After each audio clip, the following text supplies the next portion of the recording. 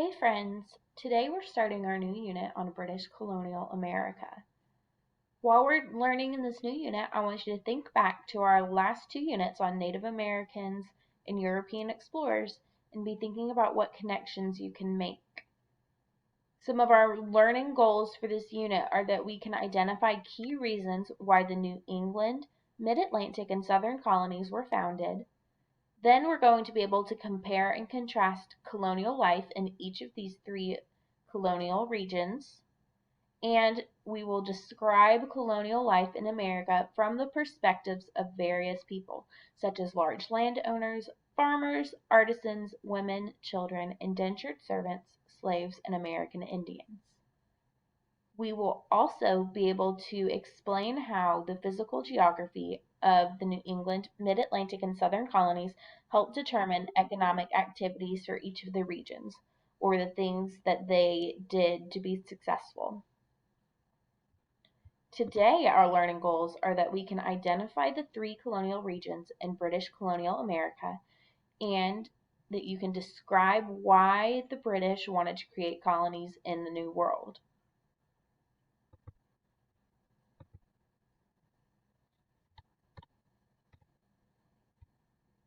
So we just talked about the European explorers coming over from Europe and discovering the New World, and they found a lot there that they didn't know was there before. So the biggest reason that people are coming back over to the New World is for competition of control of North America. Remember that G, one of our three G's, was glory. To get glory, they needed lots of land and wealth. One of the reasons was that the Europeans were inspired by the Spanish conquering the Aztecs. So remember, each of the countries had sent explorers over, and one of the Native American groups there was the Aztecs in Central America. And the Spanish came over and conquered the Aztecs because they had a lot of gold. So the British were looking to try to do the same thing. They were hoping for riches and gold in North America, so they started sending more people over. After the Age of Discovery, which is when all of our explorers are coming over and discovering the New World, European powers engaged in competition for control of North America.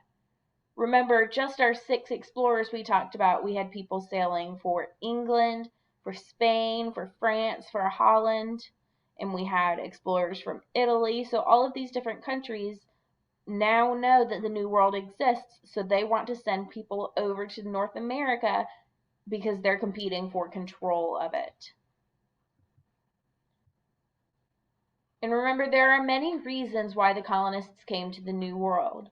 Some reasons include, and think about some reasons we have already talked about, and see if you can recognize anything that's familiar. So, one, they were looking for gold and riches. There was abundant land in North America. In Europe, it was already all accounted for. All the different countries and all of the different governments, they had control of land there. So all these new European powers, they could not go find new land in Europe. People were escaping disease and poverty in England. They were looking for a better life and religious freedom and tolerance for the Puritans, Pilgrims, and Catholics and Quakers.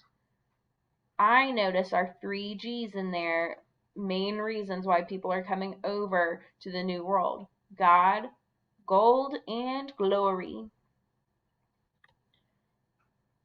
So we're going to be talking about the 3 different colonial regions in the New World. Up in the orange, we have the New England colonies. In the pink, we have the middle colonies, which are also known as the Mid-Atlantic colonies.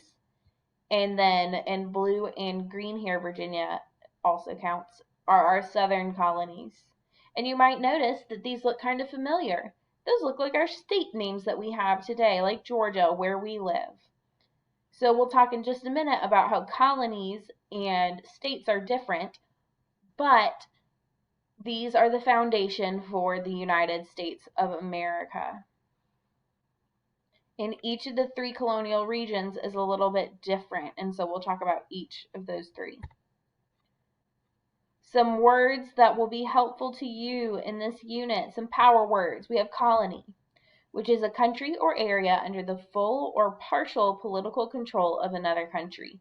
So, different than a state, a colony is under the control of another country. So, in this case, England is controlling all of the colonies that are in North America.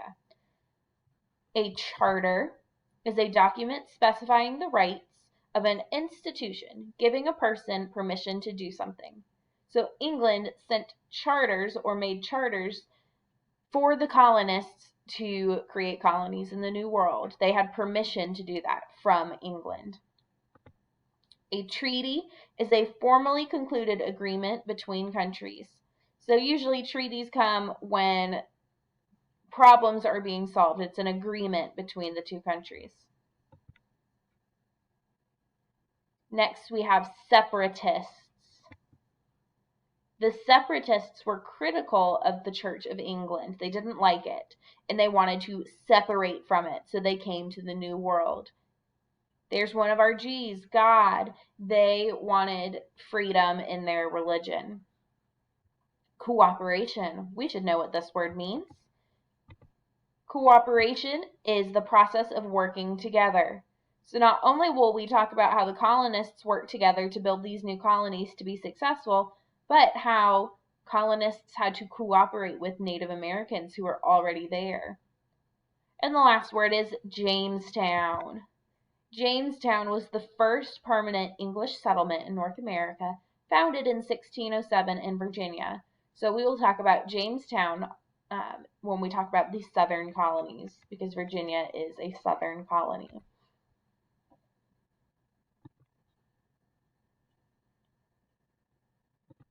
So our colonial regions, we talked about the three different regions. We have the New England colonies, the Mid-Atlantic colonies, and the Southern colonies. So in this unit, we'll be comparing and contrasting, saying what's the same and different about these regions, because they all have their own strengths and weaknesses. We will think about the geography, the weather, and the natural resources.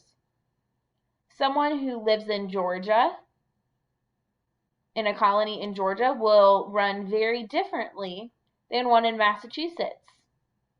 In Georgia, we have good land for crops, and it's very warm weather.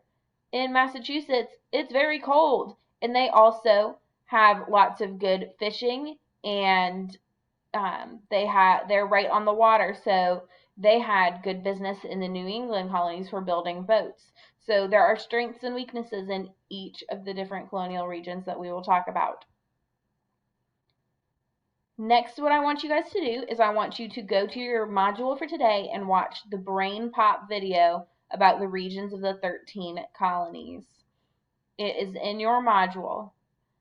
After you finish that, you have a discussion post in your module where you are going to answer the following question using complete sentences. Why did the British want to create colonies in the New World? So think about some of the reasons we just talked about, and why would people want to leave their homes in England to come to an unexplored land that they haven't built anything on? They wanted to start new. Why did they want to come over here? So in complete sentences in your discussion post, why did the British want to create colonies in the New World? So go watch the Brain Pop, go do your discussion post, and have a great day, friends.